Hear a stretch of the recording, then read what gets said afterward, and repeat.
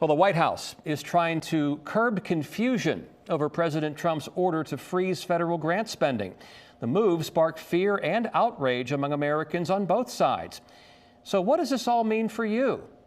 10 on your side's Markeisha Jackson talked to a local political expert to walk us through it tonight. Markeisha? Yeah, Tom, political analysts are describing the first 10 days of President Donald Trump's current term as a bit chaotic. He signed a slew of executive orders, many of which leave much in the air in terms of clarity. That's why it's important to fact check and follow the news closely.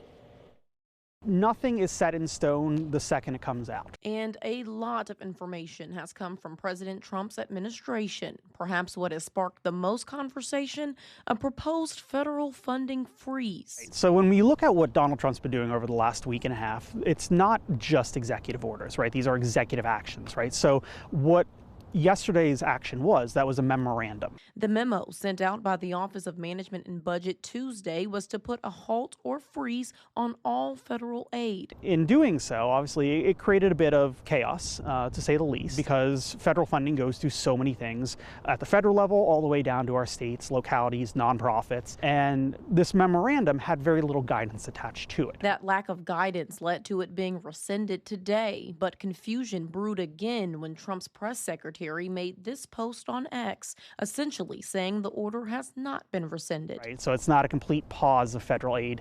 It's more so saying we are going to take a step back, reevaluate where a lot of federal funding is going. Dr. Benjamin Molesky says there will be plenty of reevaluation on President Trump's plans to dramatically reshape the country. To what degree can the executive actually do this? And this is where we're going to see over the coming weeks and months some legal challenges, right? We're going to see Congress potentially push back. Right? Pushing back on other issues like the president's plans to roll back programs that promote diversity, equity, and inclusion. So even if you see a headline one day, clearly you can see 24 hours, 48 hours later, it could be something completely different. And I think also that kind of matches the leadership style of Donald Trump.